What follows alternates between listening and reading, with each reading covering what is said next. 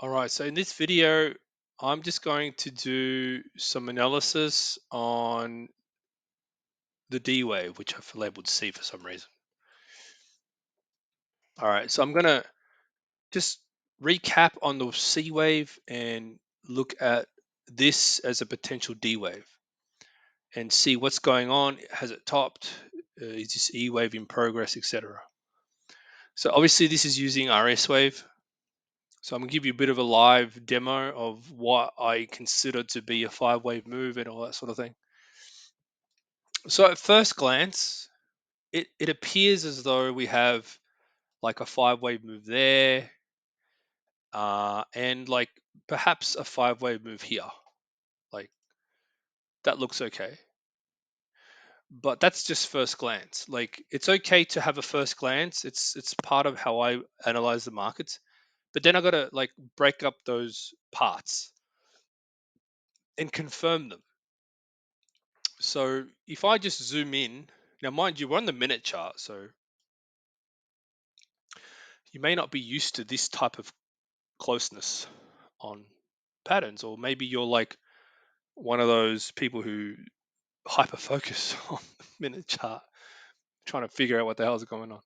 Anyway, so I suppose it's really hard to look at the corrective patterns unless you go to the second chart, which I'm not going to do here. Plus, I don't have the plan on here. Like I use the exchange. Actually, when I was back testing AriasWave, I used the the Pro plan or Premium, whatever. But now I don't really need it. Like I don't like to waste money for no reason. But I'll probably get it soon just because I'm starting to get back into analyzing small corrections. Like, but only because I took a big break from it. Like once you do that sort of thing for a while, it kind of you want to like prevent yourself from being able to. Anyway, so we have the first what appears a 5 wave move. You have like potentially a wave three here, potentially an A, B, C, D, E. So really, um, it could be a 5 wave move here. There's a good chance, right? Um, After that, we had potentially like a wave a B, potentially a C, a D. Oh, it could be a D. See, my brain's already jumping ahead. I see a potential E wave. So my brain's saying D wave, yep, but is it really? So it's hard to tell at this point. So let's leave that as an unknown. We move forward. Do we see a 5 wave move here? Well, we kind of do because you don't have overlap here with this wave. So you could have a one, two, three, four. Could be a zigzag. A, B, B. Hmm. B. See, if it was a B, you'd have just a okay. A, B, C, D, E. Okay, there we go. Yeah, that works. See, I can't really tell what's in there, but there's a 5 wave move there and there. So it could be a C, D, E pattern. A, B, C, D, E. Okay. So this is called taking the time, but it would only be a wave four of a wave three. So that would be the top. So yeah, I do believe there's a good chance because we did miss a wave, but that's fine. If every other wave either side, you can you can question one wave only. But if you start to question two waves, forget about it. But one wave is okay. You can skip it. You don't want to you don't want to waste time, right? So that means this is going to continue lower. Why? Because well, if this is a wave E, it's not going to be just this small. That's ridiculous. right? And plus, we never broke the high. You see, this is a problem when you don't get confirmation. You don't break the high. You never broke the high. That's why I use the dashed line as the entry point. You break that, you're in. Stop is above the last low, so it would be here, but we never broke it. So it just means that this is just going to move lower, right? And when it breaks that high, then you can take a long trade with the stop at the low of this move, as long as it's not huge. But that's the whole point. It won't, more than likely, won't be huge, right?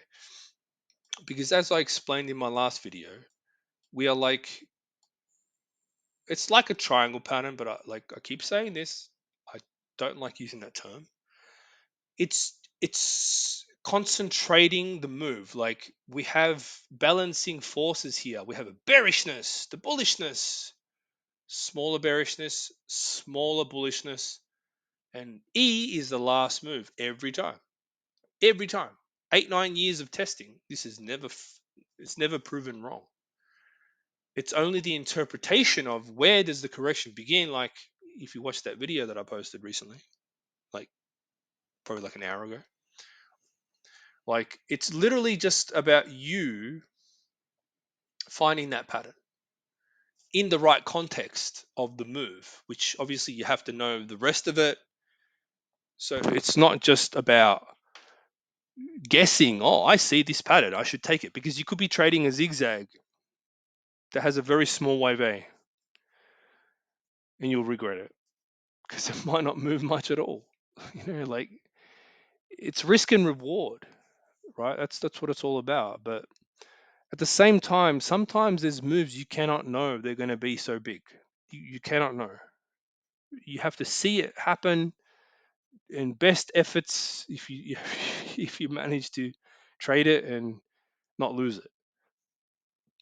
But in this case, if this looks like a complete D wave, which is you can see how okay. So this is the complete uh, bullish correction, right? There's more to this. I'm giving you only a little bit. 5-wave move, zigzag, 5-wave move, right? So this is the AriasWave pattern in a nutshell. There's only two zigzags that move up, right? So you've had okay. Let me just get rid of this. So you've had one. This is the second one. Can you see? It's like a puzzle.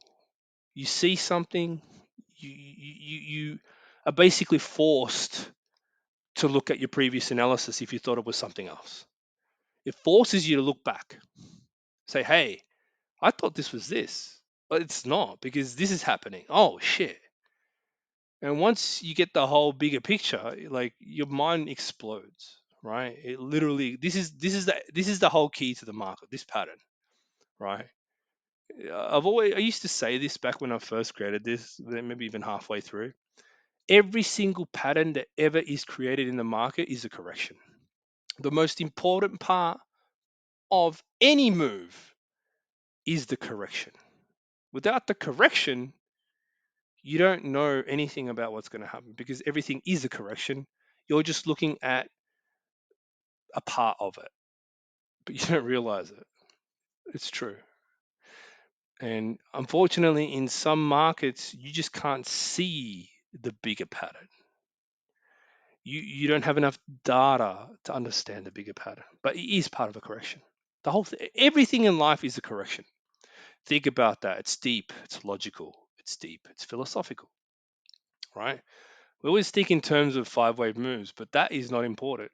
This here is important, the correction. And I made that conclusion early on, basically at the beginning of as soon as I threw AriaWave in the trash, I had an epiphany moment and I realized that's true. So once you start to understand that that's the case, you are solely focused on corrections. Corrections are the most important part of trading. Nobody tells you that. They don't. They don't really understand what a correction is. So they just go based on whatever the hell they know, but they don't really know what it is. Well, I'm telling you, this is a correction. And mind you, that includes all the internal components along the way at every degree of trend. We can go on and on and on about this, but we don't have time. So we're looking for a 5-wave move down. It's probably going to be, something that looks like, in this case, it could be a triangle, but that's a very basic assumption.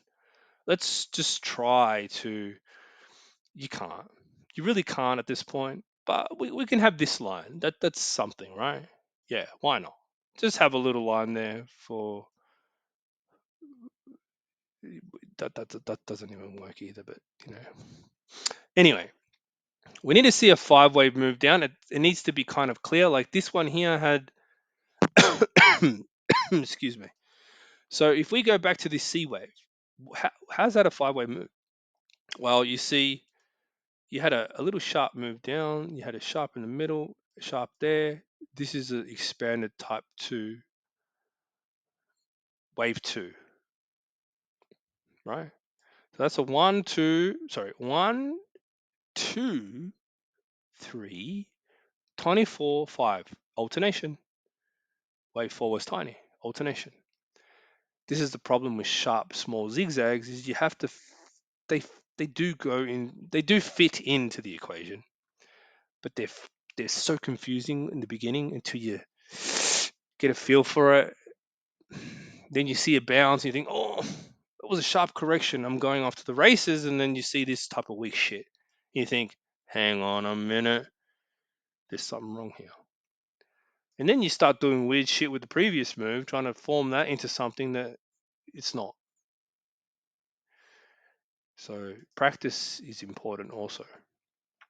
So really we just need to see a 1, what is this, 1 A B C D E, 1 2 3 3 4 5, right? I hope it doesn't even break that low. I want it to be getting smaller. In fact, I hope it ends a bit higher. So then when it goes up, when it makes a low, goes up, breaks the high, that becomes my stop. Small risk, and the target is, I think it's like 55,000 something. Like this is, I'm going to present this trade setup to you, but I was just giving you like a bit of a live analysis here. This is how I look at the markets. This is what I do.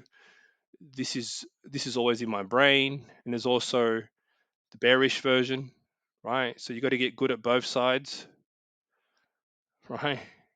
Practice makes perfect. If you can't draw every single pattern that ever occurs in the market, you have no idea what the market's doing. I can draw them anyway. I trained my brain to do the same thing in reverse. Okay? So hopefully you've enjoyed. Catch you on the next one.